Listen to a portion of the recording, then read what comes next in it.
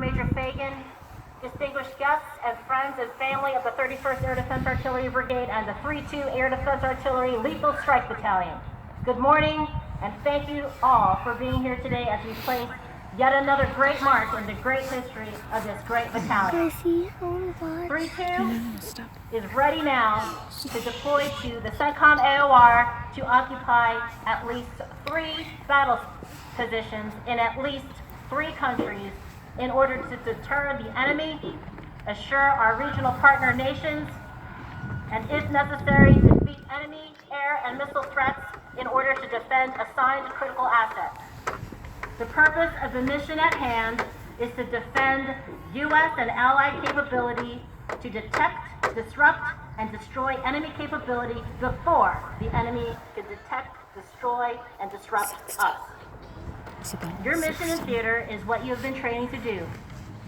And to be clear, the air and missile defense readiness status is one of the top CENTCOM commander's critical information requirements and top interest item briefed to him daily.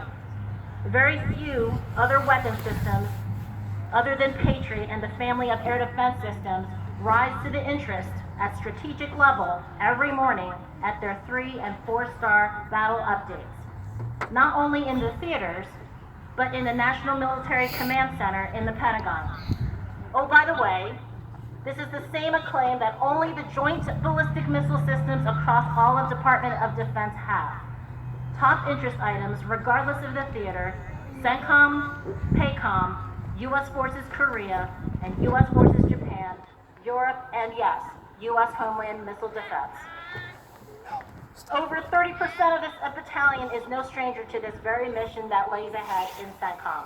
After all, only 15 months ago, this very battalion before you redeployed from its last mission in CENTCOM, but strategic assets had about only roughly 12 to 15 months to reset and train battle roster crews, train for a split-based mission command on exceptionally tactically and technically complex, zero-defect, precision engagement and force operations skills is notable and extremely impressive.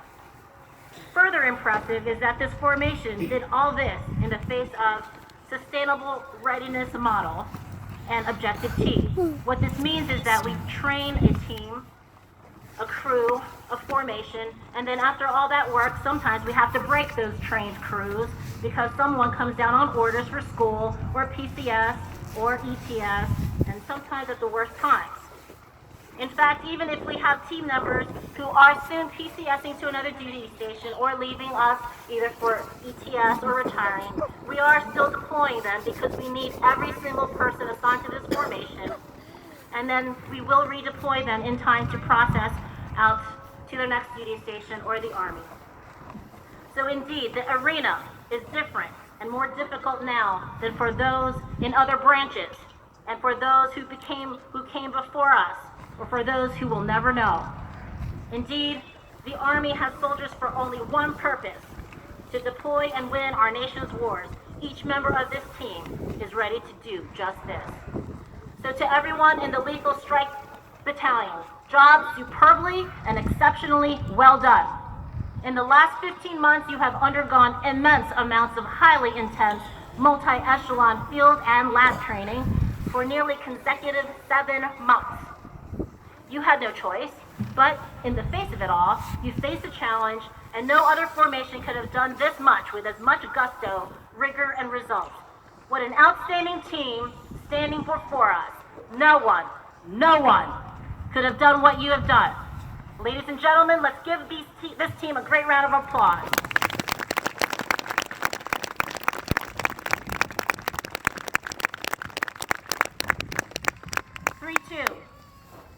You stand here today, hardened, trained, certified, and ready to deploy to do our nation's bidding. You are ready for what lies ahead. As we just taste the colors of the battalion today, I would ask the Lethal Strike soldiers to remember that all of you standing behind the colors today are the success you are today because of your teamwork, discipline, and commitment. Without doubt, you are a success here and today, and will continue to be the icon of excellence wherever you are. So you must continue to exercise in this light, whether you are here at Fort Sill in the training areas, en route to the theater, in the theater, on or off Manning cycle. You are soldiers 24/7 with a duty and obligation to uphold our Army values, our soldiers' creed, the warrior ethos embedded in that creed, and the commitment to the oath which we all took voluntarily to support and defend the Constitution of the United States against all enemies, foreign and domestic. Take with you the following notes. Everything you need to remember about what our nation expects of you is on your uniform right now. Who you are, what you do, and what you are for are all on your uniform. Number one, who you are. That's on your name tape, left shoulder patch, and even on your right shoulder patch. What you do is represented by your rank. No, this is not a symbol of how special you are. In fact, the more rank you have, the less special you are. Instead, the rank you wear is a temporary symbol of what others should be able to expect you to be, know, and do. It is your level of experience, your level of skill and knowledge.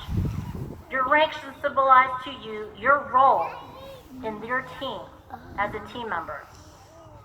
And finally, number three, what you are for.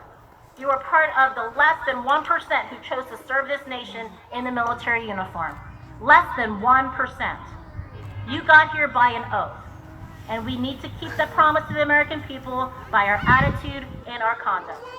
It is easy to do the right thing that is expected of us by remembering that the U.S. Army over your heart reminds us what we are for. But most importantly, what you are for is on your right shoulder.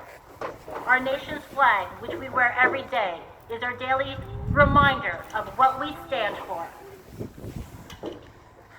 I saw this team 16 months ago in the CENTCOM AOR. I saw you guys redeploy, reset, train, lose people, gain people, and now ready to deploy again. No brigade commander could be prouder of a single formation for all you have done in less than 15 months and for all you are about to do. You make me, the Command Sergeant Major, our community, and the 32nd AAMDC so proud, and I'm confident that you will continue to make us proud of you. Next week, when you start getting on those planes, remember who you are, what you do, and what you are for. Do the right thing always, and do your best no matter what. We are counting on you. Your nation is counting on you. I will see you downrange. But if for some reason I don't see you in the AOR, know that I am there in spirit with you, and my heart is with you as your biggest fan.